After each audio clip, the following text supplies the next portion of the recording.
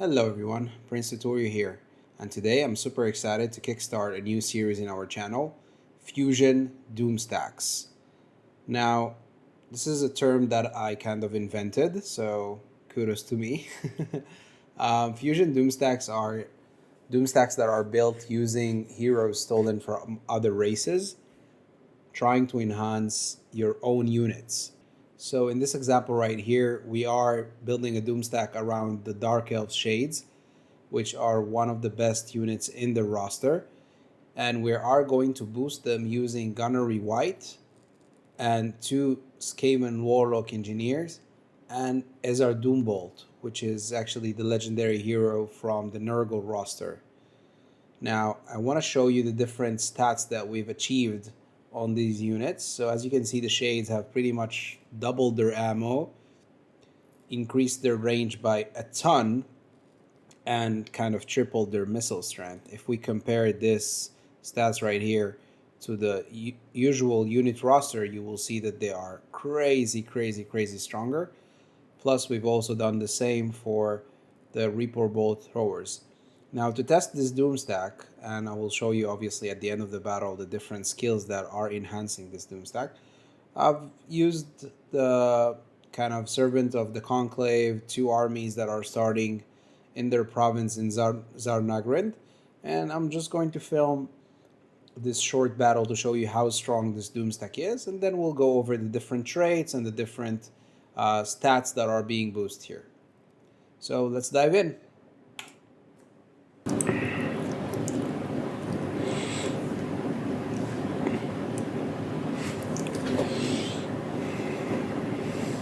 Now, to show you how strong this Doomstack is, I'm just going to checkerboard the Shades real quick. We will bring the Ripple Board throwers here in the corner so they can shoot safely. We are going to put everyone on guard mode, and I do want to show you the different buffs that we can use. So we are going to put the Skaven Warlock engineers somewhere in between those lines so they can use their ballistic calibration. We are going to use the different masters here to be kind of our pinballs, and they will just hold the line for us. We are going to use this Gunnery Wight as well in the back line, enhancing the artillery with this passive ability and the different shades that are next to it. Plus he has enchanted ballistics that will increase our accuracy and reload skill.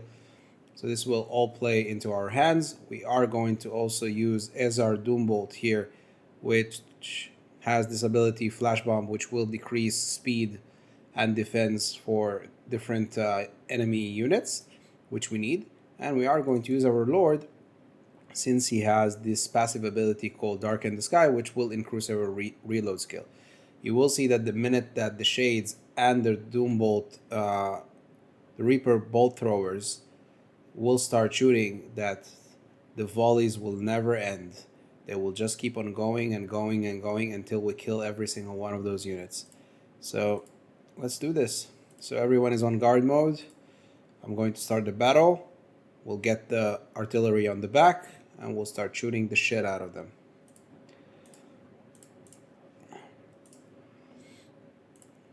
As you can see, I'm no legend of Total War. I'm not so quick on my fingers. So you'll just have to bear with me. So we'll get this guy right here. Ezar will be a bit higher up because we do need him a bit higher up. We will lose the Warlock engineers in between those ones. As I said, the masters will be holding the line for us. So let's try to cover as much ground as we can, and we will put our Lord as well somewhere in the middle. He is not a caster. I could have used a magic user just to show you how ridiculous this can get, but I don't need magic to win this.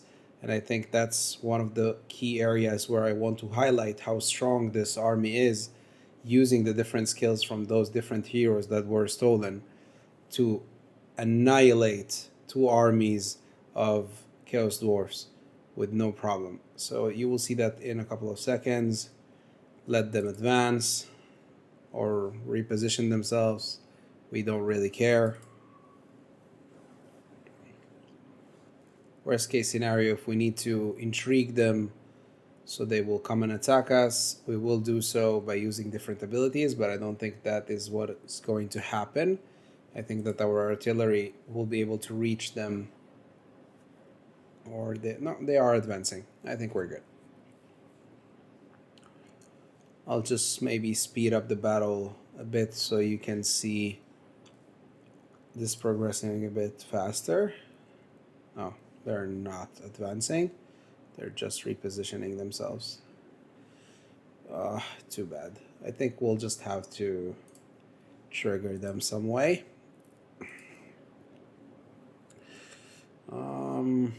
Let's see what's the best way to trigger them. Are they advancing? Fine. Let's get this done.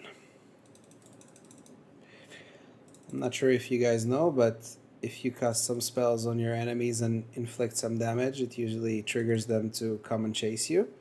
So I see there's some clump over here, and we can do some cheap damage. So why not do that if we can? There we go. Will they advance now? Nope, not yet. If not yet, I can still make them advance. If they don't want and they want to give me some damage for free, I'll take it. I see that their lord just casted the spell. I don't really care about that. I just want them to advance. As you can see on the army balance, the balance of power, they still have an edge over us.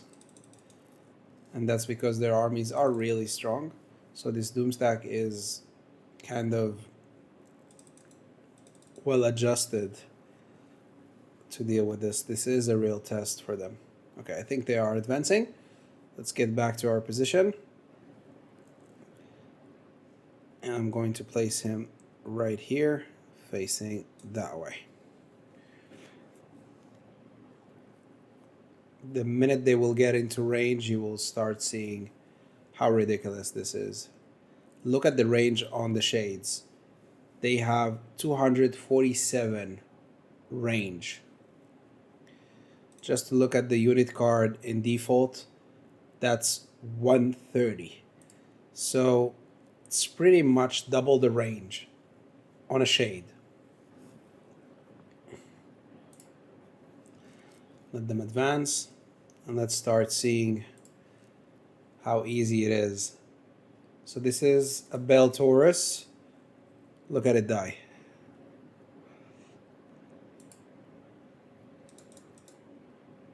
And gone. One Bell Taurus down. No damage taken on our side. I'm reminding you that Ezar Doombolt is here to use Flash Bomb whenever needed, whenever we will feel crowded. I don't think that this will happen very, very soon. Maybe I will position those shades just tilted a bit so you see how they attract different missiles. Same thing about this one. I think we have enough to hold right there. So just a bit. And another Lamassu gone in seconds. Seconds, guys. Again, I could go and harass this.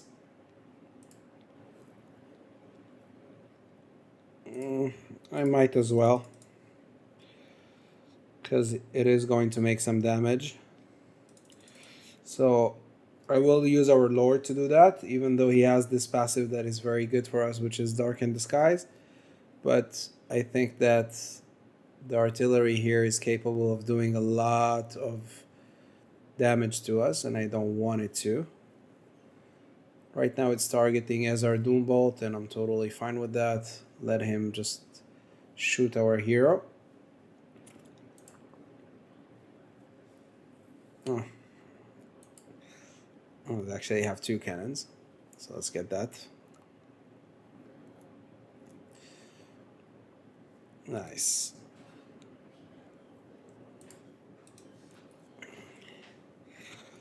And as you can see, our army is starting to really get into action. The shades are shooting non-stop.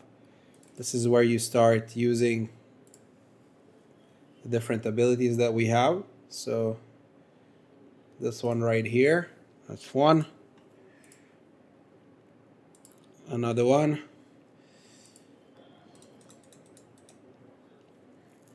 The goal for the masters are really just to hold the line. That's okay that we have some damage being done by magic. That's totally fine. We are not in a rush. We know that we are stronger than them, and we should just be patient. Our balance of power is improving. And look at those masters. Just let them hold the line. Don't worry about the casualties. That's nothing. We're good.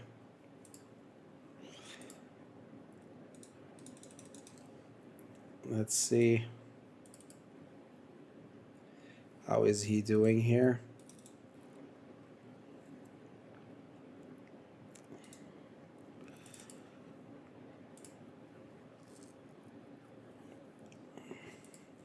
There is a lot of damage being done on this one. Let's get him back. Same here. Let's get them back.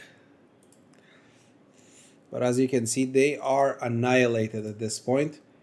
Let's put a flash bomb here so they will be a bit slower. We have a good master here doing a very good job. Another one here.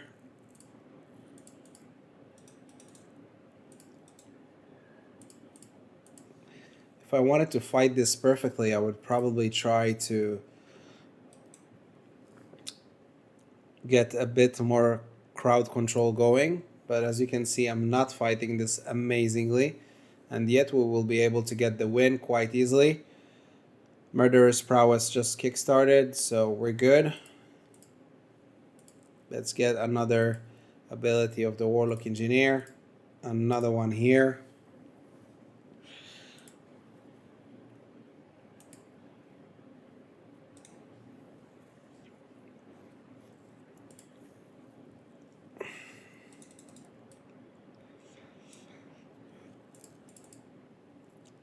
Okay, one cannon down.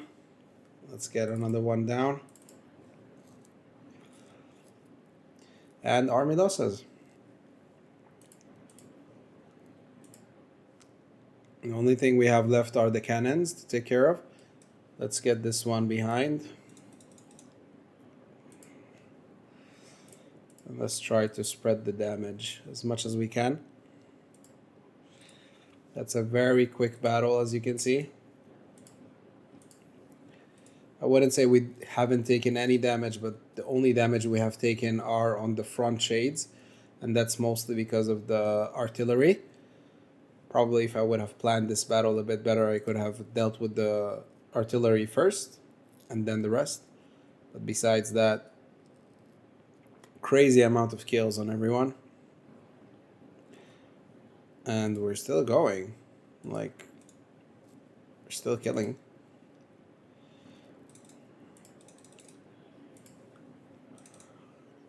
We will let our artillery do the work for a bit. I'm not going to chase every single one of them. I'm not into this. I'm mostly here to show you how crazy good the shades can be. And let's kill this one and break down the different traits and skills needed to make this happen.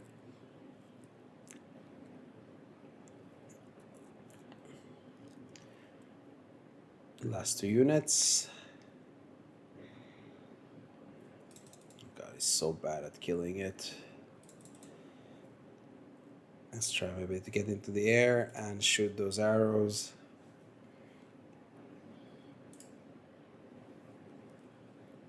There we go. So we're done. Obviously, I can chase those off and kill every single one of them, but that's not the point. We're here only to showcase the shades. So, heroic victory, as you can see. Let's break down what makes this army so good. As I said before, we had no business winning against this. 2 armies to 1. Look at their casualties. They still have a lot of forces left, and yet an early army loss. We had a lot of ammo to spare. We had a lot of missile strength, and they just couldn't handle the amount of damage that was being dealt so fast to them.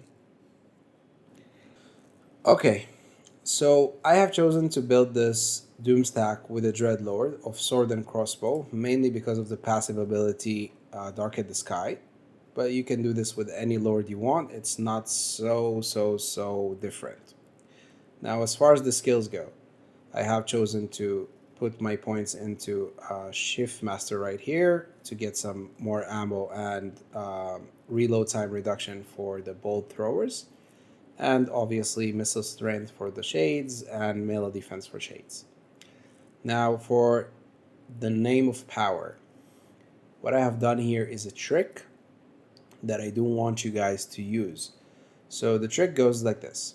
You get a character to the point where they can choose a name of power. You choose a name of power, you wound them. Once you wound them, save that character. Reload it in another campaign. Once you reload it in another campaign, you will have the name of power saved. And then you can wound him again, choose another name of power, save, reload it in another campaign, choose another name of power again and again and again and again and again until you get your needed outcome. So for me, I have chosen the names of power as following. Name of power, Barbstorm, which increases ammunition, range, and missile strength. Great, very good for our Shade Army. He is disciplined, but that's not so major in our Doomstack here. I did choose this one right here, which reduces their upkeep, adds armor, and adds melee attack for Shades too. Shadow Dart increases range for Shades again, and the recruit rank, but that's not so interesting, and causes fear for Shades. Gatesmither is reload time reduction for the Reapal bolt throwers, and enemy leadership, but that's not so interesting for us in this case. And the last one is Moonshadow, which increases speed. So this is for the Lord. I have chosen to put him on a Dark Pegasus because it's much more nimble and smaller, and I can move in the air without really annoying my army this much. If I would have been on a Black Dragon, I would have been a big target for my missiles. That's why I have avoided putting him on a Black Dragon, even though it's an amazing mount. So that's one. Ezar Doombolt. Ezar Doombolt has different skills here that enhance our army, one of them being the reload time reduction, and the other being ammunition and range. This one right here is just raiding and post-battle income, it's not so interesting, and also flash bomb right here. The rest of his skill set is not so interesting, besides maybe restock, which is nice. For our Skaven Warlock engineers, I'm pretty sure you are all aware of it. Reload time reduction for all missile units. This one will stack on any race whatsoever, not just Skaven units. Same thing for the ammunition, same thing for triangulation here, which increases melee strength. Ballistic calibration, the skill that we have used in the battle itself, which gets better reload skill.